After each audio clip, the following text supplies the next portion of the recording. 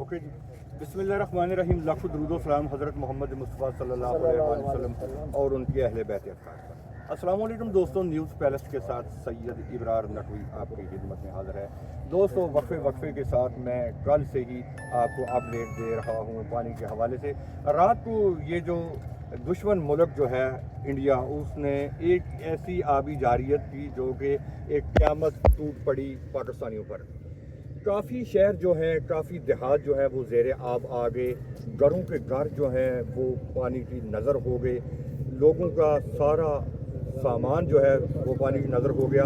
बड़े बड़े नुकसानात हुए, बिजली के पोल गिरे, बांध टूट गए। मैं इस वक्त मौजूद हूँ डिस्ट्रिक्ट गुजरात जलालपुर जट्टा के साथ वाक़या शबालपुर, और उसके साथ चक रहमान गाँव है। चक रहमान जो है ये चांगावाली के साथ वाक़या है, साथ शबालपुर है, नबीपुर गांव है। ये नबीपुर गांव का वाक़या है कि कल एक शबीना था, एक प्रोग्राम था ख़त्म पाक का, उसमें कुछ उलमाए किराम तशरीफ़ लाए, वो भी हमारे साथ इस वक्त मौजूद हैं। वो मस्जिद में ही महसूर होकर रह गए। रात की तारीकी में पानी आया और दूसरे लोग तो चले गए, लेकिन ये मस्जिद में ही फंस गए और उन्होंने ना तो रात को खाना खाया, ना सुबह नाश्ता किया। वो परेशान थे।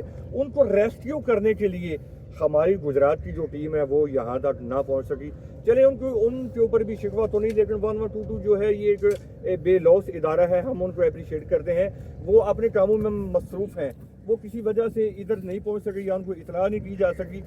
ये जो 2-3 उलमा इकराम थे, हाँ 3 हवा जो है हफाज कराम जो है वहाँ मौजूद थे, जो शबीना पढ़ रहे थे, वो मस्जिद के अंदर महसूर होकर रह गए थे। उनको आज निकालने में कामयाब हुए। ये मोहतरम अपना तारफ़ भी करवाएंगे। शबालपुर इस वक्त हमारे साथ मौजूद हैं।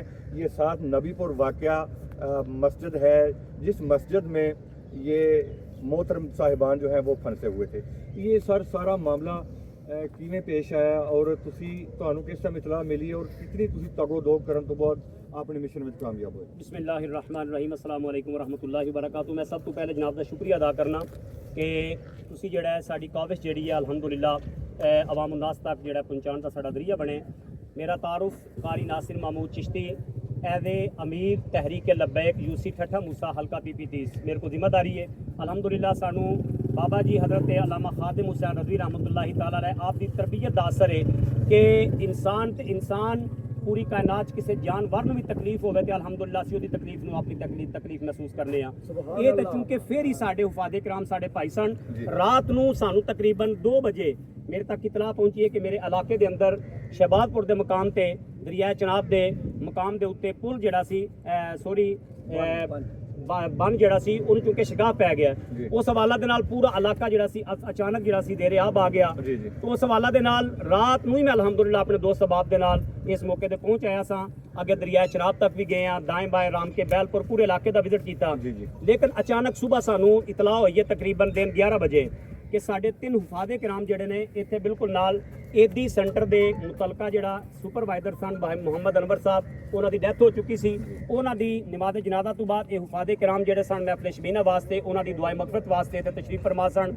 अचानक रात 2 बजे बन टुटन दे नाल पानी आ गया और ये बेचारे उत्थे मस्जिद तक महसूर होकर रह गए सन। मैनू जिस वक्त इतला हुई है तो अल्हम्दुलिल्लाह हज़रत अल्लामा हाफिज़ खादिम हुसैन रज़वी रहमतुल्लाहि तआला अलैह आप की तरबियत दस थी कि मैं 1 मिनट तखीर किए बगैर फौरन अपने अहबाब नूं नाल लिया और अल्हम्दुलिल्लाह लाइफ जैकटा लैके और अपने भाई आबिद साहब इन्हां दी असां रस्ते की रहनुमाई इन्हां कोलों हासिल की है। क्योंकि ਜਦੋਂ भी बंदे ने किसी जगह पर जाके किसी को रेस्क्यू करना हो तो कोशिश करनी चाहिए मकामी किसी बंदे की रहनुमाई बंदे को लैके, ताकि अपनी जान से भी खेड के जाना होंगे, लेकिन कोई मिसहैप होने तो बचने तो बेहतर होंगे बंदा किसी मकामी बंदे की रहनुमाई ले।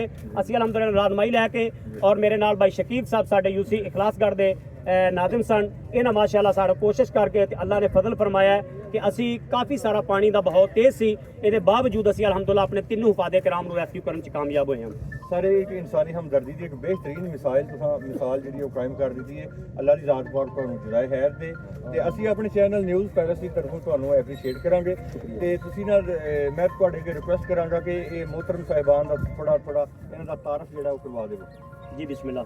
इन्हां दा इसमें ग्रामी है जी हाफिज शेर गमान साहिब और ये राजनपुर की सरजमीन तो ने, ठीक है, और उन्हां दे नाल भाई अली हसन साहब ने ये खारियां की सरजमीन तो ने, और जनाबे भाई शेर अफजल साहब ने ਇਹ ਮਾਸ਼ਾਅੱਲਾ ਸਵਾਦ ਦੇ ਇਲਾਕੇ ਵਿੱਚੋਂ ਇਸ ਇਲਾਕੇ ਦੇ ਅੰਦਰ ਜਲਾਲਪੁਰ ਜੱਟਾਂ ਦੇ ਕਰੀਬ ਦੇ ਇੱਕ ਮਸਜਿਦ ਦੇ ਅੰਦਰ ਡਿਊਟੀ ਕਰ ਰਹੇ ਨੇ ਔਰ ਉਸ ਹਵਾਲਾ ਦੇ ਨਾਲ ਇਹਨਾਂ ਦੀ ਇਸ ਇਲਾਕੇ ਦੇ ਅੰਦਰ ਮਤਬੀ ਖਿਦਮਤ ਸਨ। ਇਹ ਚੂੰਕਿ ਇਸ ਪ੍ਰੋਗਰਾਮ ਵਾਸਤੇ ਤਸ਼ਰੀਫ ਲਿਆ ਸਨ। ਇਹ 3 ਲੋਕ ਸਨ ਸਰ? 3 ਅਹਬਾਬ ਸਨ। माशाल्लाह, क्या बात है जी, माशाल्लाह।